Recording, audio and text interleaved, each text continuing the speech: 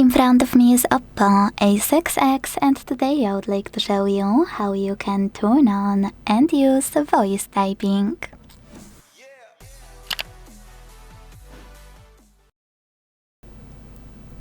Begin by launching your keyboard. Now click on microphone icon at the top right corner. If you can't see it, select Gear 1 first. Click on voice typing and use gray switcher next to use voice typing to activate it. When it turns blue, you can go back to your keyboard and tap on no visible microphone.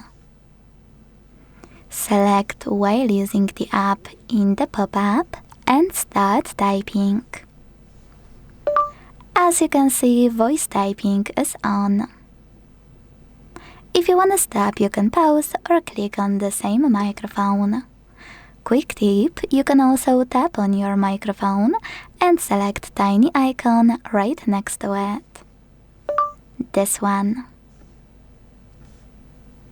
Now hit next. Select done and enjoy using voice typing from this toolbar. You can operate microphone icon the same way. To delete anything, click on this button with an X.